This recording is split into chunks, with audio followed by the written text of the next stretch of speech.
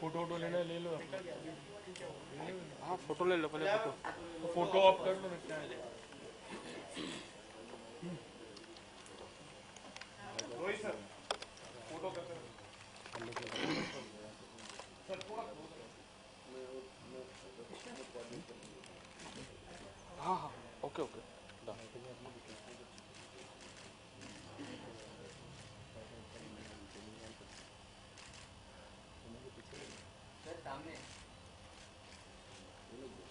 One second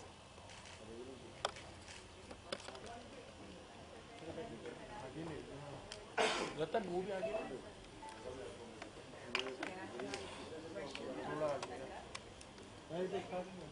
okay बस ठीक है बहुत आगे मत लो।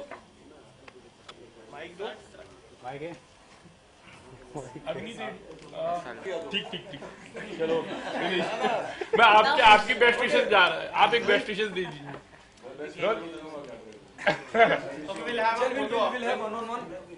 फोटो ऑफ कर लो क्या रोहित तुम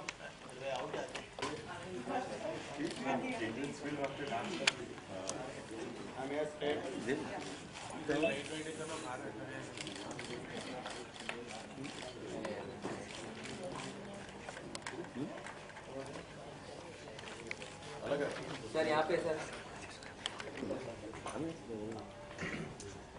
रोहित जी एक आपका सोलो करते हैं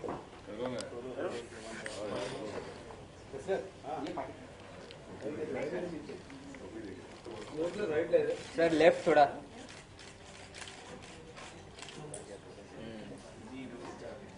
थैंक यू भाई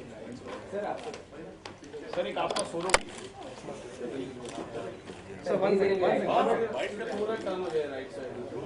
Ah, you're doing jihad now. Now you're doing jihad.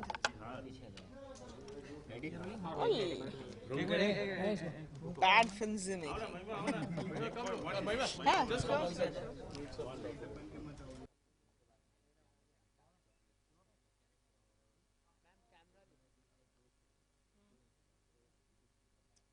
Dark chocolate एक ट्रू इंसिडेंट के ऊपर बेस्ड है जो बोरा मोटा केस हुआ था वो जो इंसिडेंट हुआ था उसके ऊपर और मेरा कैरेक्टर शीना की मदर का है and I play the character inspired by Indrani और क्या बोलूँ मेरी फर्स्ट बंगाली फिल्म है और एक्साइटिंग मोमेंट है। जैसे आपने कहा आपकी फर्स्ट बंगाली फिल्म है तो आपने बंगाली में सीखी है? नहीं मैं एक्चुअली मेरी पैदाइशी मैं हूँ पंजाबी जाट लेकिन मेरी पैदाइशी बंगाल में हुई तो मैं बंगाली बोल लेती हूँ और मतलब डायरेक्टर के हिसाब से मेरी बंगाली काफ़ी फ्लुएंट है। जैसे आपने कहा ट्रू इंसिडेंट हाँ। कैरेक्टर प्ले करने से पहले आप कोई जैसे तैयारी बोलते हैं तो आपने? नहीं कोई तैयारी नहीं क्योंकि जब अग्निदा जो डायरेक्टर हैं जब मुझसे मिले तो मैंने कहा ओके ये फिल्म है मतलब वेरी डिफरेंट कैरेक्टर और ठीक है तो give me 2-3 months to prepare तो उन्होंने बोला नहीं 2-3 दिन में शुरू कर रहे हैं क्योंकि तब ये केस शुरू ही मतलब अनफोल्ड होना शुरू ही हुआ था मतलब अगस्त में न्यूज़पेपर हेडलाइंस हुई और सितंबर में हमने फिल्म शुरू की तो ही सेज नहीं मैं इसको सितंबर में ही ख़त्म करना चाहता हूँ तो ये फिल्म 1 महीने में ही बनी एंड उसी दौरान बनी और कोई टाइम नहीं था प्रेपरेशन का एंड ही सेज ऐसा ये तुम्हारी बॉलीवुड फिल्म नहीं है जहाँ पे तुम्हें कुछ प्रिपेयर करना है एंड जैसे तुम हो वैसे ही मतलब नॉर्मल मैं दिखाना चाहता हूँ और सडनली आपकी ज़िंदगी में ये हादसा हो जाता है तो it should be relatable character. जैसे हमें जवान आपने लॉन्ग ब्रेक के बाद ऐसी एक स्क्रिप्ट जिस पे काम करना आपको रिस्की नहीं लगता है मतलब? नहीं मुझे कंट्रोवर्शियल से पूरी मैं जब पहले फिल्म्स कर रही थी तब मैं बहुत सोचा करती थी तब मैं बहुत सोचती अब मुझे अगर मुझे डायरेक्टर अच्छा लगता है और मुझे लगता है कि हाँ वो संभाल लेंगे और उनका नैरेटिव अच्छा होगा कैरेक्टर अच्छा है तो आई जस्ट फेल कंफर्टेबल और मुझे ज़्यादा सोचने का टाइम नहीं दिया जाए तो मैं फिल्म कर लेती हूँ मुझे आप टाइम दे दो तो फिर मेरे को जिटर्स होते हैं मैं नहीं कर पाऊँगी तो ये मेरा अभी एक फोबिया है हाँ करने का।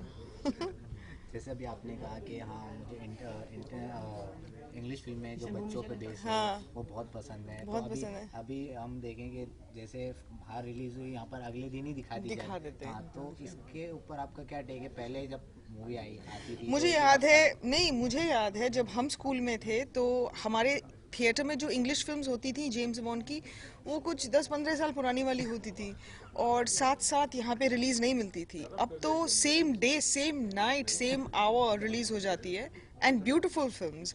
तो मेरा यही कहना है कि हॉलीवुड में बहुत ब्यूटीफुल चिल्ड्रंस फिल्म बनाते हैं, वहाँ की कार्टून फिल्म्स भी, और ज़्यादातर जो उसमें काम कर रहे हैं वो हमारे हिंदुस्तानी हैं। तो मैं ये कहना चाहती हूँ कि यहाँ पे वो फिल्म्स क्यों नहीं बनाते।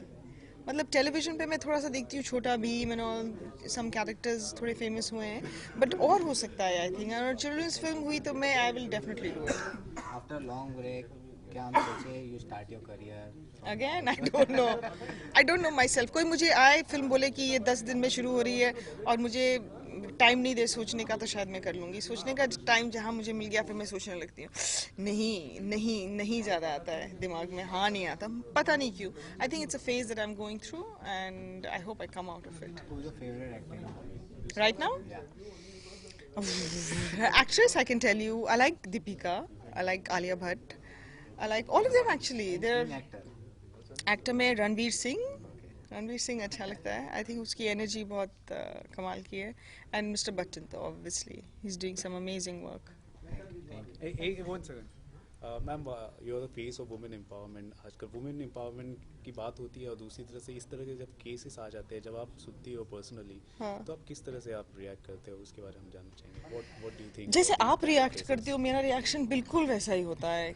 शॉक, डिसबिलीफ, मतलब ये दुनिया, what is this world coming to, यही सब रिएक्शन होता है। एंड एक तरफ जब वुमेन एम्पावरमेंट की बात आती है और लोग कहते हैं कि आजकल फीमेल लीड्स पिक्चर चला रही हैं और इक्वल वेज होना चाहिए, तो उससे मैं बहुत एक्साइटेड हो जाती हूँ। मुझे लगता है हाँ बिल्कुल ऐसा ही होना चाहिए एंड और जल्दी हो जाना चाहिए था। आई थिंक ये सब जो टॉक्स हो रही हैं, सो या।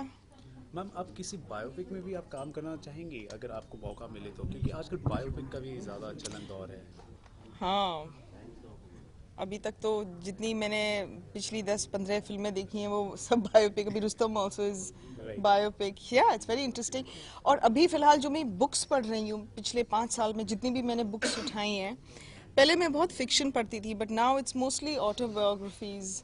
लोगों की ज़िंदगी के ऊपर मुझे ज़्यादा इंटरेस्ट रहता है, मोर देन फिक्शन। पहले John Grisham and courtroom dramas, mystery, love stories, वो पेनी नॉवेल्स जो एक दिन में ख़त्म कर लेते थे आप, लव स्टोरीज, उसका ज़माना गया। अब मैं ज़्यादातर बायोग्राफीज, ऑटोबायोग्राफीज ही पढ़ती हूँ। यस। बायोपिक्स का एक ट्रेंड चल रहा है, तो किस चीज़ का? बायोपिक्स का। सो आपको लगता है कि आर डी बर्मन सर के ऊपर भी एक बायोपिक बननी चाहिए? हाँ, बहुत म्यूजिकल होगी, सबके ऊपर बननी चाहिए आई थिंक, बिकॉज बन गए। हाँ, नहीं आई थिंक बायोपिक्स में क्या होता है, जब आप फिल्म देख रहे हो, you already are inspired by that personality. जब आप अंदर जाते हो आपको खुद इतना पता है और उसमें से आपको कुछ इंसिडेंट्स पहली बार पता चलते हैं। और अगर मोस्ट सूटेबल अगर एक्टर की बात करिए अगर बॉलीवुड में से, तो आप किसको मानती हैं उनका आर डी बर्मन सर का रोल प्ले करने के लिए? मैं कास्टिंग डायरेक्टर नहीं हूँ, I don't know. Not thought. R D. Burman is a difficult character to play, isn't it? R D. Burman के लिए कौन? शाहरुख खान क्या?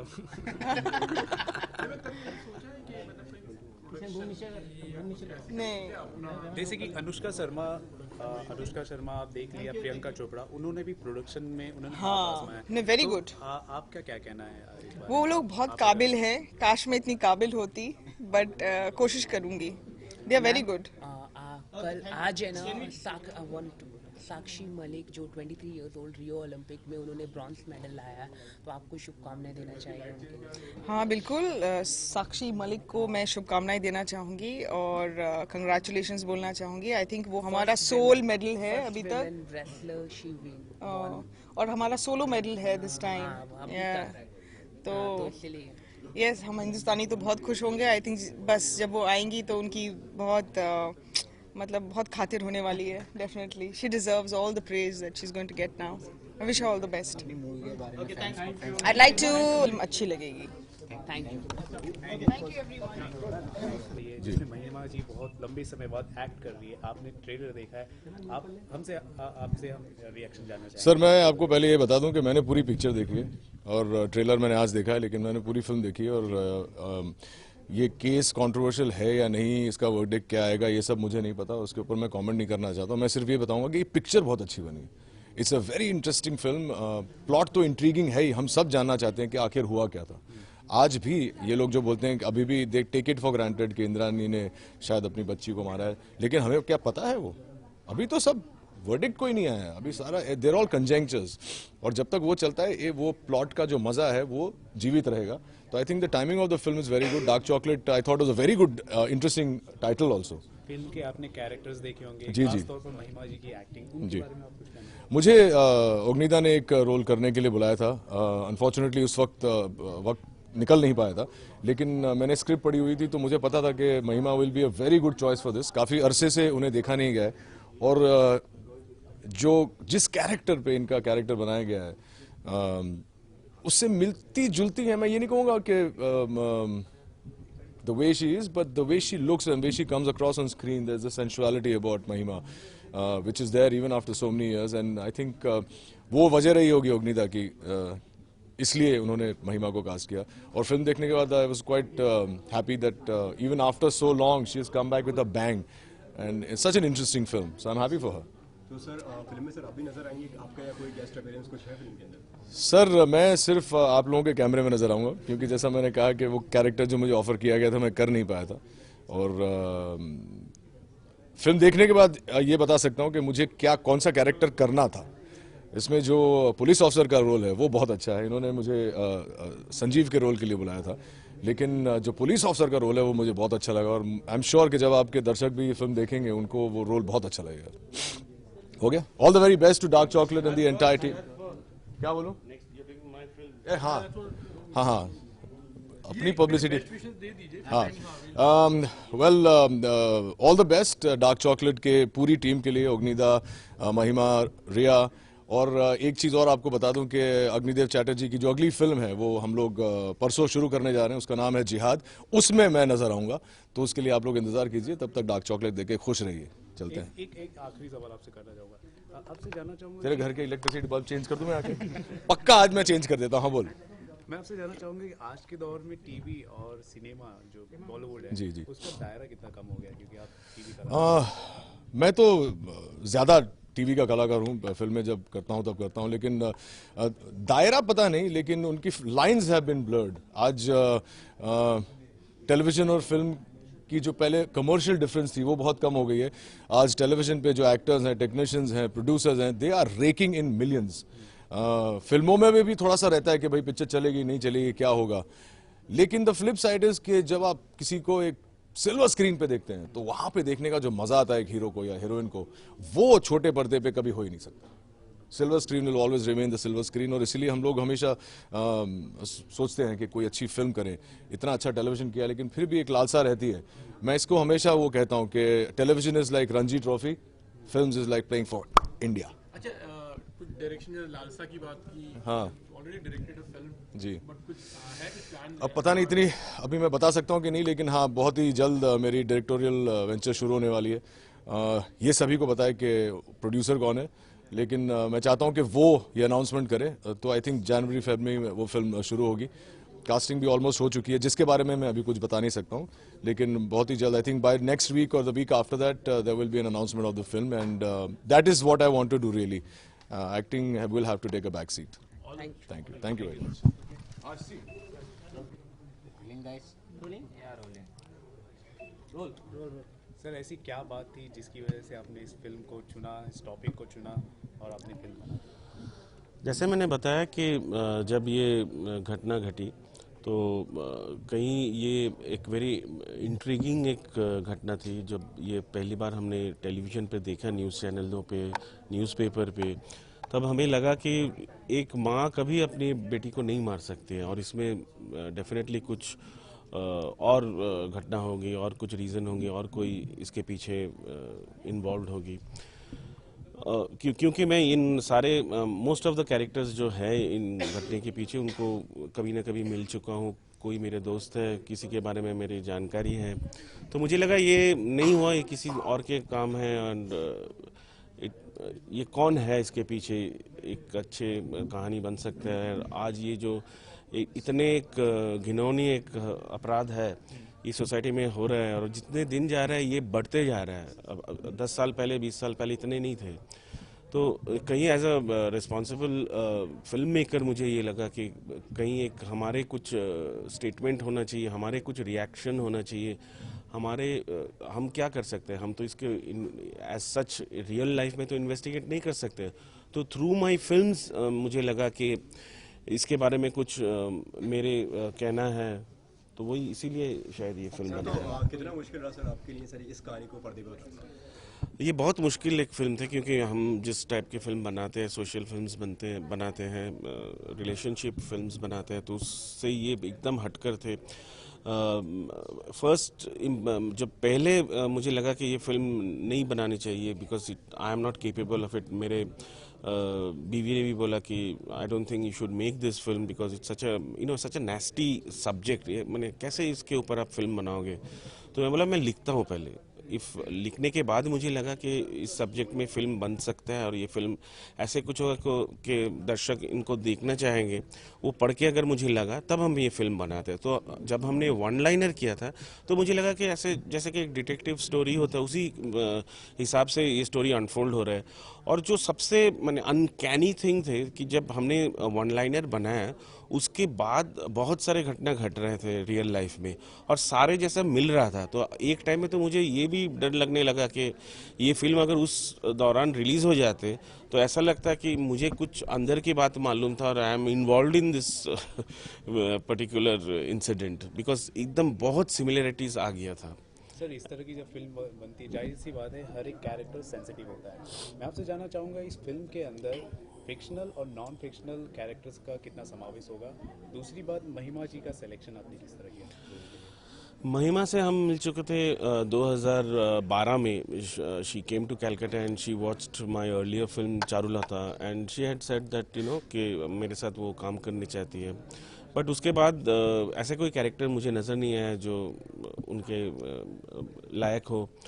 और जब ये फिल्म हमने सोचा था तो हम लोग के पास ये जो इंद्रानी के आधारित जो कैरेक्टर है ईशानी, उसके लिए कोई एक्टर हमें नज़र नहीं आया, क्योंकि जितने एक्टर्स को मैं अप्रोच किया था सबके ये था कि इसमें कुछ पॉजिटिव एलिमेंट्स डालना चाहिए, क्योंकि ये हम हीरोइन है, हम कैसे इतने नेगेटिव एंड इतने डार्क एक कैरेक्टर जो अपने बेटी की हत्या कर रहे हैं, ऐसा कैरेक्टर हम कैसे प्ले करें। तो इसको थोड़ा सा मॉडिफाई कीजिए, इसका कुछ लॉजिक लाइए और इसको थोड़ा सा ग्रे कीजिए। मैं बोला नहीं, अगर हम ऐसे करते हैं तो फिल्म की पूरी जो मेन मोटिव है वही बदल जाएंगे।